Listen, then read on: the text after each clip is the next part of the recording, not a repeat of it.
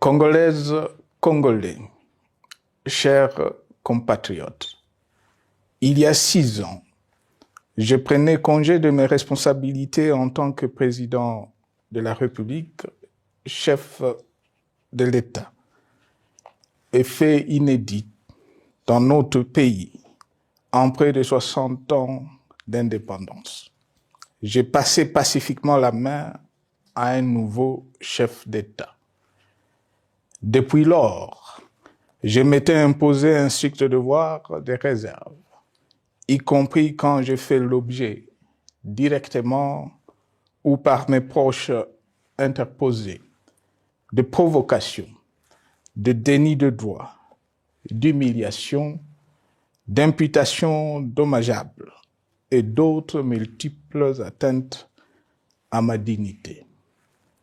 D'abord, parce que je suis convaincu que le temps est le meilleur allié de la vérité, un antidote lent mais puissant contre le venin du mensonge et de la délation. Mais aussi et surtout, parce qu'agir autrement aurait fait le jeu de ceux qui, par cette campagne odieuse, cherchaient à détourner l'attention de notre peuple de leur incapacité, aujourd'hui avérée, à répondre à ses attentes et aspirations. J'ai enfin décidé de briser ce long silence, de sortir de ma réserve et de m'adresser à vous parce que l'enjeu est de taille. Il est même existentiel. Non pas pour ma famille politique ou biologique, moins encore pour ma modeste personne, mais plutôt pour la nation congolaise et pour l'avenir de notre cher et beau pays. J'ai décidé de briser le silence parce qu'au vu de la situation que traverse notre pays, continuer à me taire m'aurait rendu poursuivable devant le tribunal de l'histoire pour non-assistance à plus de 100 millions de compatriotes en danger. Je saisis cette opportunité pour partager avec vous mes réflexions et participer ainsi à la recherche de la solution à la crise que traverse notre pays, la République démocratique du Congo, terre de nos ancêtres, car il est gravement malade et son pronostic vital engagé. Mieux que quiconque, vous en êtes conscient, car vous en faites quotidiennement les frais dans votre chair et vous en payez le prix. Mes chers compatriotes, vu l'importance stratégique de notre pays et le rôle qu'il est appelé à jouer, j'avais, de l'avènement au pouvoir du chef de l'État actuel, conclu avec lui un accord donnant naissance à la coalition entre nos forces politiques respectives. À propos de cet accord, beaucoup de contre-vérités ont été dites, y compris, fort malheureusement, par celui qui est censé connaître la vérité, parce qu'en étant l'un de deux principaux signataires. En attendant qu'au moment opportun, la vérité soit rétablie, preuve irréfutable à l'appui, permettez-moi pour l'instant d'affirmer qu'en ce qui me concerne, la conclusion de cet accord n'avait pour seule motivation que l'intérêt supérieur de la nation. Par cet accord de mutualisation de forces, j'entendais en effet permettre à mon successeur d'exercer dans la direction des affaires de l'État plus de pouvoir effectif que ce que la faible représentation de sa famille politique au sein de la nouvelle Assemblée nationale était en droit de lui conférer. Je voulais par ailleurs faciliter le fonctionnement harmonieux des institutions et éviter à la nation, comme à notre jeune démocratie, d'éventuelles crises politiques qui leur auraient été fatales. Cette première alternance pacifique et civilisée à la tête du pays avait suscité d'autant plus d'espoir qu'en janvier 2019, notre pays s'est trouvé en bien meilleur état qu'au moment de ma propre accession à la magistrature suprême en janvier 2001.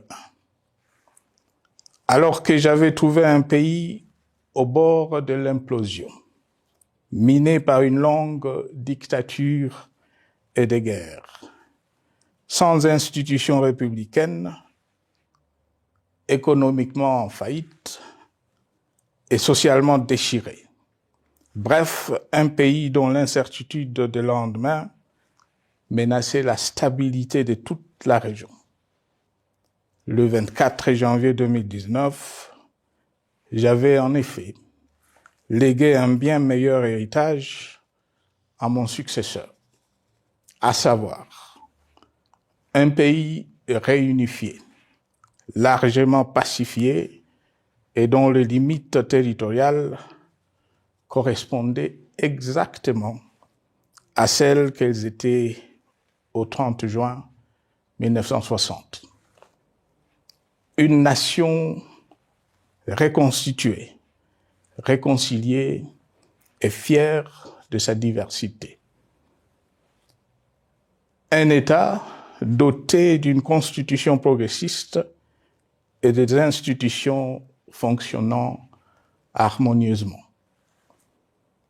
Une économie dynamique et résiliente et débarrassée du fardeau de la dette hérité de régimes antérieurs, du fait de multiples réformes structurelles engagées. Une armée nationale républicaine de plus en plus professionnelle et capable de relever le défi de la défense de l'intégrité du territoire national. Une démocratie en constante consolidation, avec notamment l'organisation sur fonds propres d'un troisième cycle électoral. Le cœur serré, je constate qu'à peine 6 ans après, ce bel héritage en indivision, légué à l'ensemble de notre peuple, a été complètement dilapidé par celui qui en avait reçu la garde. Que notre pays offre un spectacle de plus désolant et qu'il suscite d'autant plus de désespoir au sein de notre peuple et de pitié et de moquerie à travers le monde, que l'inconscience de ses dirigeants ne permet aucun espoir de redressement. Cette détérioration rapide de la situation générale du pays est principalement due à l'iverse du pouvoir sans limite. Le nouveau dirigeant s'illustre en effet par une série de remises en cause, reniements et violations intentionnelles de la Constitution, avec en toile de fond la volonté irrésistible de concentrer tout le pouvoir entre les mains d'un seul homme, au mépris du pacte qui cimentait la cohésion de notre peuple. Le premier acte de remise en question de ce pacte républicain, véritable socle de stabilité et de cohésion nationale, a consisté à violer délibérément la Constitution et les lois pertinentes lors du premier remaniement de la Cour constitutionnelle par le président de la République. La violation de ce texte juridique, fondement de tout état de droit, pour de simples raisons de confort politique est devenue depuis lors une marque distinctive de la gouvernance de notre pays. Dans le même esprit, en décembre 2020, il fut organisé un coup d'État institutionnel à la suite du renversement en pleine mandature d'une majorité parlementaire, pourtant dévolue par le peuple souverain, ainsi que le gouvernement qui en était issu. S'en sont ainsi suivis la nomination illégale de membres de la Commission électorale nationale indépendante, ainsi que le simulacre des élections de décembre 2023, organisées en violation du cadre juridique et de normes internationales pertinentes, qui, par une ampleur sans précédent de la fraude, ont amplifié l'illégitimité des institutions et de leurs animateurs. Le coup de grâce a été donné par l'annonce du projet de changement de la Constitution, un projet dont la réalisation liquiderait totalement le consensus national de Sun City.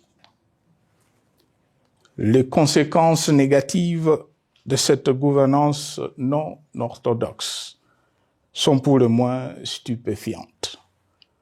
Le pays est ainsi devenu un espace de non-droit. La République a cessé d'être démocratique et la volonté du chef de l'État tient désormais lieu de loi suprême, supplantant la Constitution et les lois. En revanche, érigé en politique du gouvernement, le populisme et la démagogie, le mensonge et l'arrogance, la discrimination et la stigmatisation de certaines composantes de notre peuple, l'institutionnalisation du tribalisme et du népotisme, l'opposition de communautés nationales les unes aux autres, le discours de haine et l'injustice ainsi que l'impunité ont d'autant plus aisément détruit la cohésion nationale et le vivre ensemble que l'opulence outrancière et le non-respect de la parole donnée sont les maîtres mots de la classe politique au pouvoir. Ce qui a rendu le pays fragile et donc vulnérable. Plus grave, le repli identitaire, dangereux pour l'édification de toute nation, a refait surface, avec ses vieux démons dont l'intolérance et la division est circonstance aggravante. Cela est non seulement toléré et impuni, mais aussi et surtout véhiculé et financé par les tenants du pouvoir. Face à cette dérive, le Parlement a abdiqué de sa mission constitutionnelle de contre-pouvoir. Il a ainsi cessé d'être le temple de la démocratie, le lieu par excellence de l'expression législative et la volonté du souverain primaire, pour ne plus être qu'une chambre d'enregistrement de la volonté d'une seule personne. Quant à la justice, garante constitutionnelle des libertés publiques et du socle de valeurs, qui structure notre identité et forge notre unité, elle a complètement démissionné de ses responsabilités, se laissant ouvertement instrumentalisée à des fins politiques. Elle n'est donc plus qu'un instrument d'oppression d'une dictature qui tente désespérément de survivre à contre-courant de l'histoire, par la terreur et l'imposition de la pensée unique. Rôle peu louable, qu'elle partage avec les milices tribales, ainsi que la police et le service de renseignement, eux aussi détournés de leur noble mission de protection des citoyens et de sécurisation de l'État. Sur le plan économique, la situation est de plus inquiétante.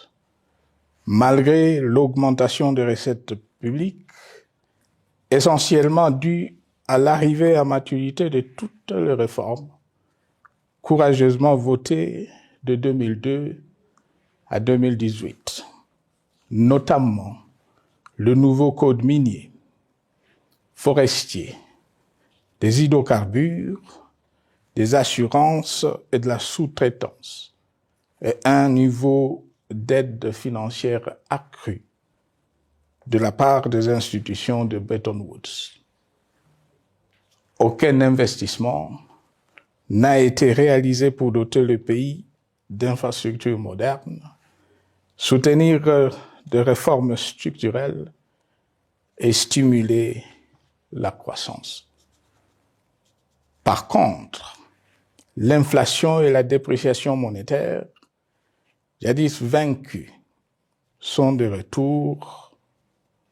La corruption et le détournement de deniers publics ont atteint un niveau inédit.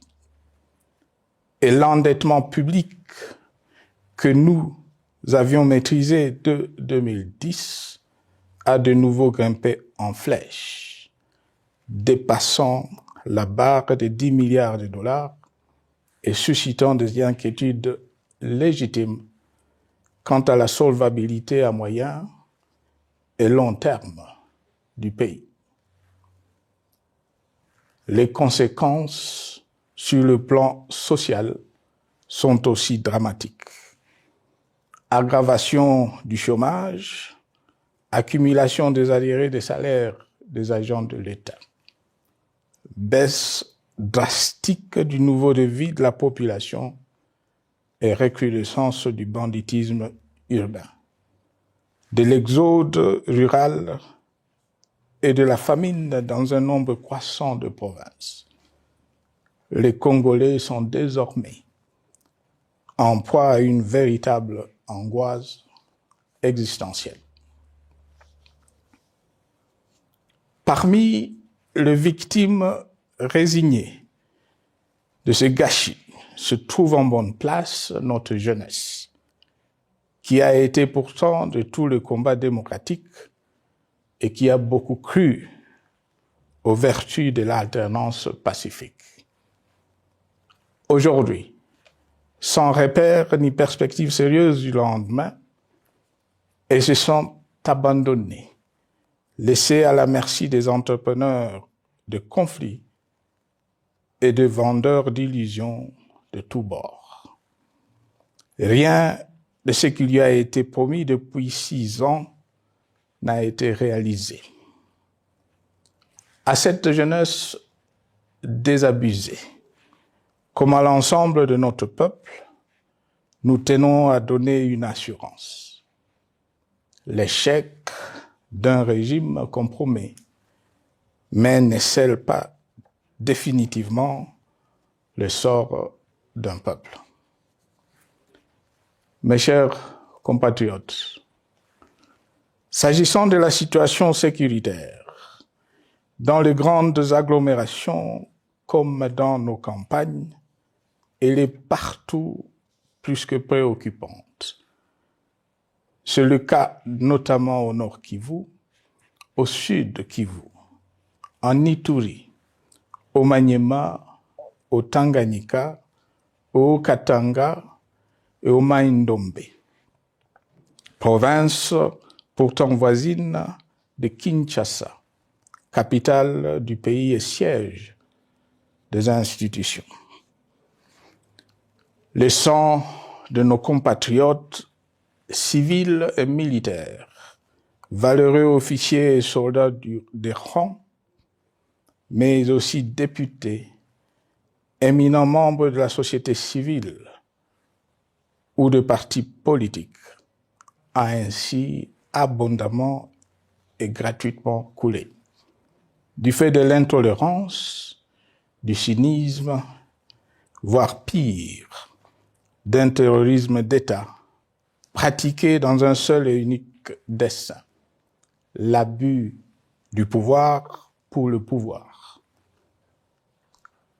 C'est le cas, entre autres, de plusieurs centaines de détenus du centre pénitentiaire de rééducation de Makala, sauvagement abattus dans la nuit du 1er au 2 septembre 2024, victimes sans défense d'un crime incontestable contre l'humanité, à ce jour resté impuni.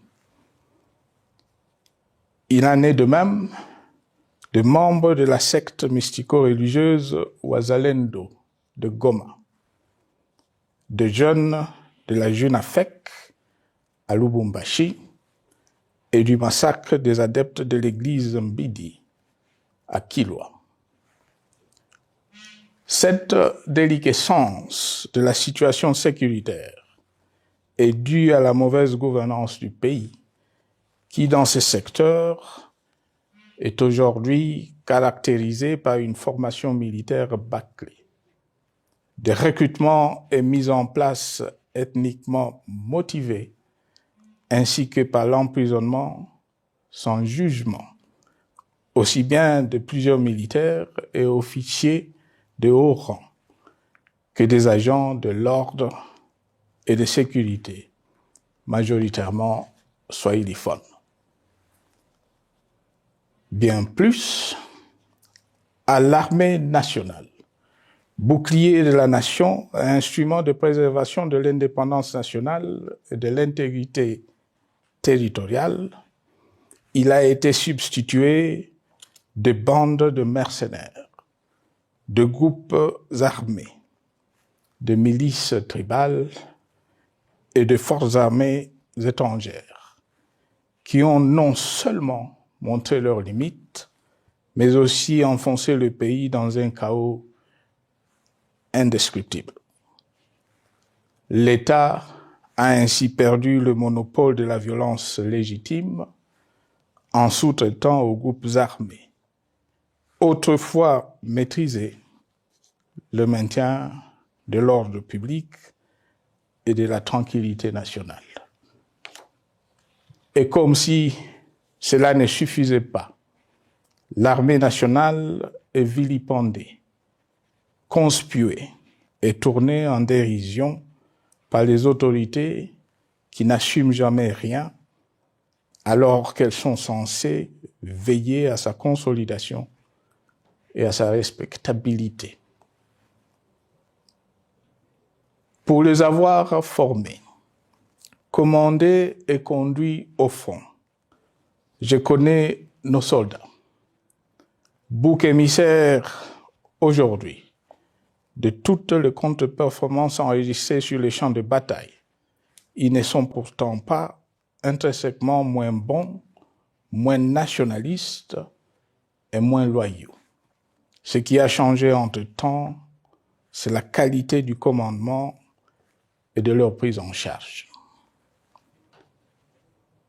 Au niveau régional, le gouvernement a levé l'option désastreuse de se détourner de deux principaux instruments internationaux qui étaient à la base de l'architecture régionale de paix et de sécurité, laquelle avait permis la stabilité régionale que le président actuel avait trouvée lors de son accession au pouvoir, à savoir le pacte sur la sécurité, la stabilité et le développement dans la région de Grand Lac et l'accord cadre pour la paix, la sécurité et la coopération pour la République démocratique du Congo et la région. Plus grave encore, en faisant de forces négatives, les FDLR, ainsi que des centaines de groupes armés congolais, des supplétifs des forces armées de la République démocratique du Congo, le gouvernement a ouvert la voie à la régionalisation du conflit, avec des conséquences inévitables sur la stabilité de la région. Mes chers compatriotes, alors que sur le plan institutionnel, politique, économique et social, les fondamentaux avaient été établis et que le pays avait été placé sur la rampe de lancement, prêt à décoller. Nous voici, hélas, en un temps record, soit 6 ans, de nouveau à la case départ. Seul d'un État failli, divisé, désintégré, au bord de l'implosion, inscrit en bonne place au palmarès de pays pauvres, le plus corrompu et très endetté. En atteste tout le rapport tant du Conseil de sécurité des Nations Unies que ceux sur l'indice de développement humain et sur la pauvreté. La crise qui déchire notre pays est donc profonde et multidimensionnelle. Sa solution doit être nécessairement globale. Toute autre approche n'a donc aucune chance de conduire à une paix durable. Bien plus, le Congo est intemporel. Il n'appartient pas à tel ou tel régime politique, ce dernier étant par définition rotatif et donc passager en démocratie. Il appartient plutôt au peuple congolais dans sa grande diversité. Ce qui est vrai du Congo l'est aussi des immenses ressources du sol et du sous-sol dont il regorge et qui sont essentielles à la croissance et au développement à l'échelle internationale. Que tous, au pays comme à travers le monde, en tiennent compte et qu'ils inscrivent leurs projets dans une perspective qui privilégie l'intérêt du Congo et des Congolais, plutôt que celui de ceux qui, à un moment ou à un autre, dirigent le pays. Cela étant, pour sauver le Congo, les griefs légitimes du peuple congolais contre le régime en place ne peuvent être éludés. Ils doivent plutôt être pris en compte. La dictature doit prendre fin et la démocratie, tout comme la bonne gouvernance économique et sociale, doivent être restaurées. Car, comme en témoigne l'histoire, il ne peut y avoir de solutions sécuritaires définitives sans solution politique sincère. Sinon, il y aura de nouvelles vagues de convulsions politiques, de troubles à la paix, d'insécurité, d'instabilité institutionnelle, de conflits armés et de guerres civiles. Perspective qu'en toute responsabilité, nous, Congolais, ne pouvons plus nous permettre. Il est dès lors vital que les multiples initiatives de recherche de la paix, Luanda, Nairobi, EAC SADC, l'Union africaine, Doha et Washington, que nous accueillons favorablement, les considérant comme autant de signes de compassion et de solidarité à notre peuple, soient conscientes de cette exigence. Qu'elles accordent aux Congolais à la fois maîtres de leur destin et premières victimes de cette crise la place centrale qui leur revient de droit, aussi bien dans le diagnostic du mal dont souffre le pays que dans la prescription du traitement dont il a besoin pour en guérir définitivement. Il convient de noter à ce sujet que le gouvernement de Kinshasa s'est enfin résolu à se mettre autour d'une même table avec l'AFC M23 depuis plusieurs semaines à Doha, même si, bizarrement, il continue à considérer comme un crime le fait que les autres Congolais se parlent entre eux. C'est le lieu pour moi de saluer la démarche des évêques de la CENCO et de l'ECC, qui a le mérite de n'exclure du débat aucun sujet, ni aucun de nos compatriotes. Sans être parfaite, cette initiative conjointe des Églises mérite le soutien et, si nécessaire, des enrichissements de la part de notre peuple. Mes chers compatriotes, une fois n'étant pas coutume, il convient de dénoncer la falsification de l'histoire par ceux dont le jeu pervers dans l'opposition naguère, comme aujourd'hui au pouvoir, a consisté et consiste encore à calomnier, à diffamer, à diaboliser et à diviser pour gagner et régner, à se défausser sur les autres pour justifier leur contre-performance, quelles qu'en soient les conséquences sur la cohésion nationale ou en termes de vies humaines injustement brisées ou perdues.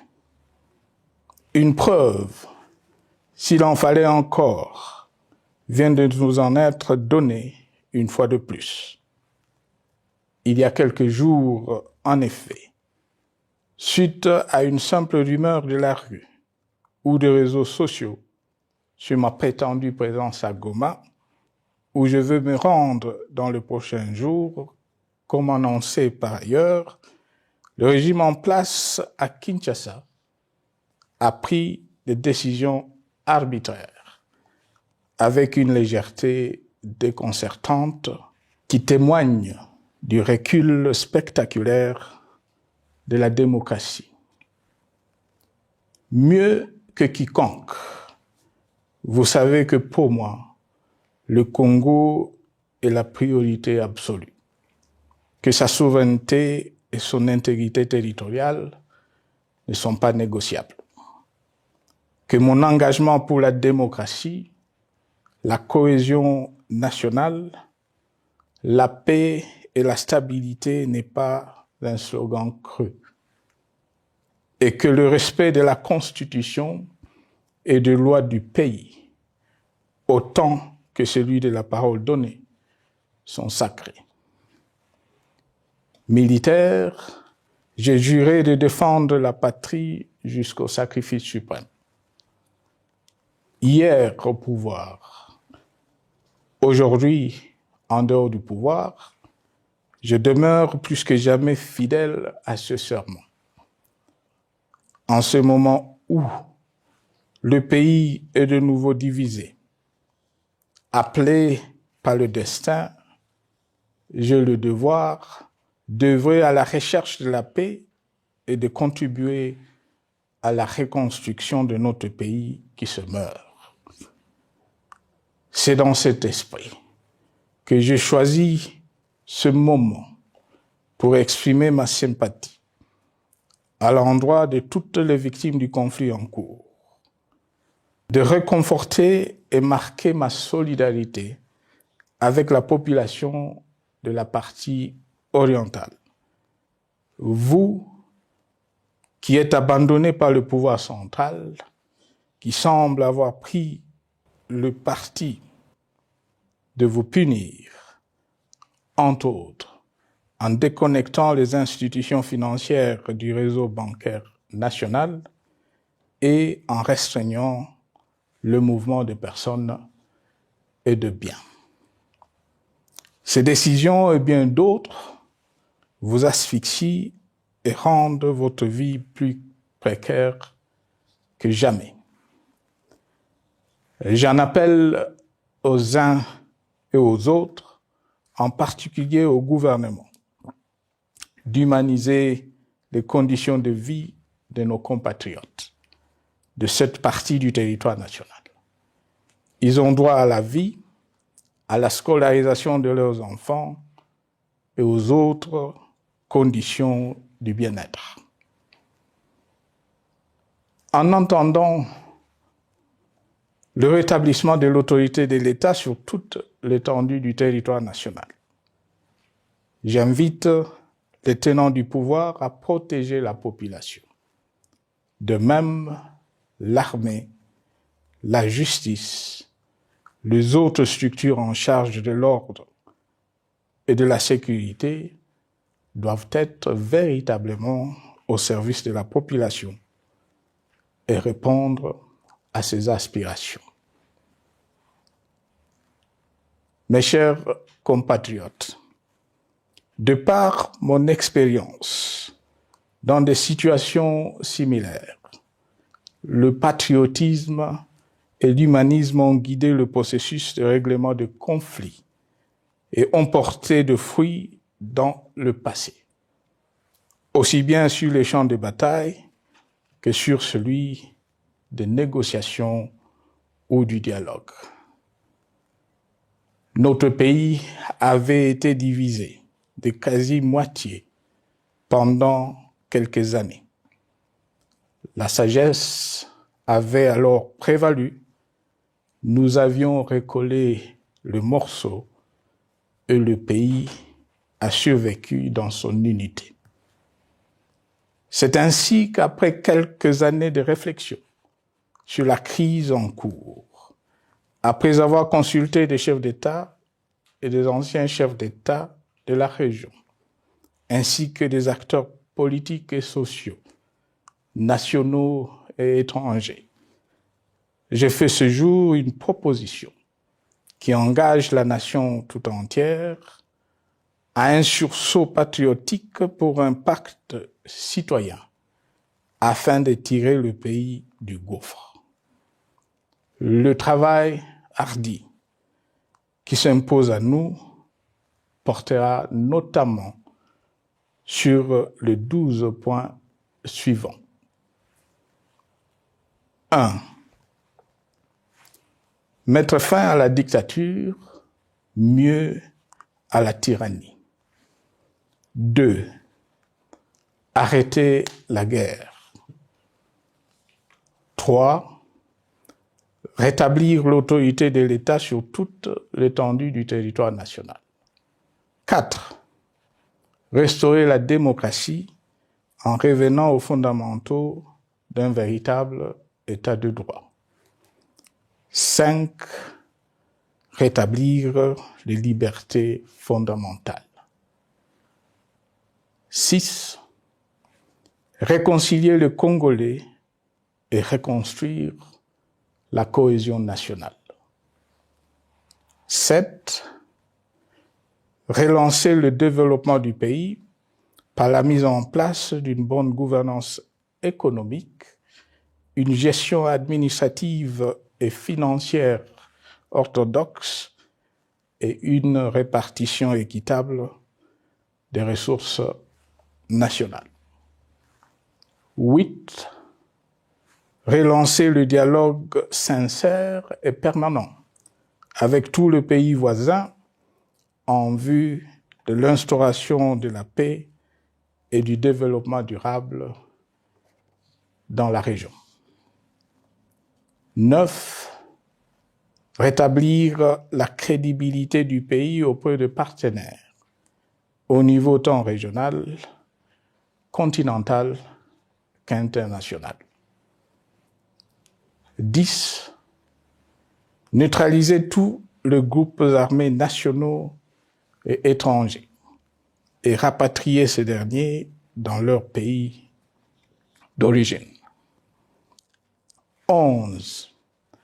Mettre définitivement fin au recours et à l'utilisation de mercenaires, conformément à la Convention de l'Union africaine sur l'élimination du mercenariat en Afrique du 3 juillet 1977 et à la résolution des Nations Unies du 4 décembre 1989 portant sur la Convention internationale contre le recrutement, l'utilisation, le financement et l'instruction de mercenaires et rapatrier sans condition ceux qui sont déjà déployés sur le sol congolais.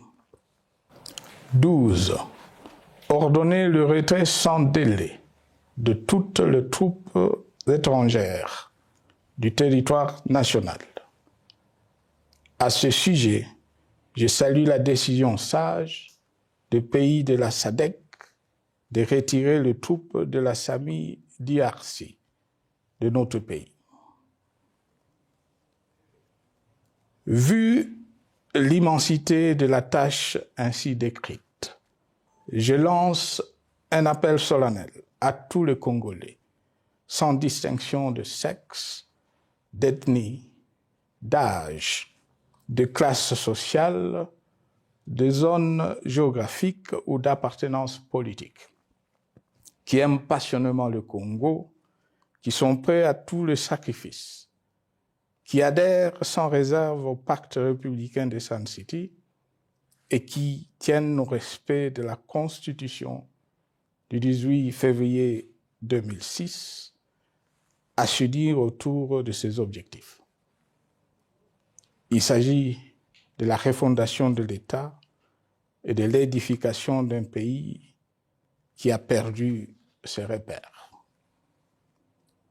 Mobilisons-nous et mettons à profit tous les moyens à notre disposition pour restaurer l'unité nationale, sauver le Congo et préserver son indépendance, car l'Afrique et le monde nous regardent.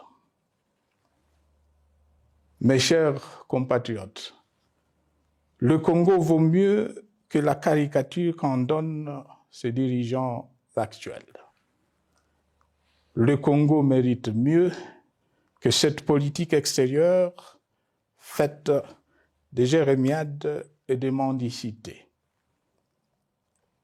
J'ai donc la ferme conviction que le peuple congolais est capable, aujourd'hui comme en 1960, de vaincre le démon de la division, qu'il est capable aujourd'hui, comme au cours de la décennie 90, de vaincre la tyrannie et la tentation du pouvoir absolu. Qu'il est capable aujourd'hui, comme en 2003, de prendre le dessus sur ce qui nous divise et de mettre fin à la violence armée qui oppose ses enfants. Pour y parvenir, chacun doit jouer sa partition. Je m'engage à jouer la mienne. Que Dieu bénisse la République démocratique du Congo, qu'il bénisse individuellement chacun de vous. Je vous remercie.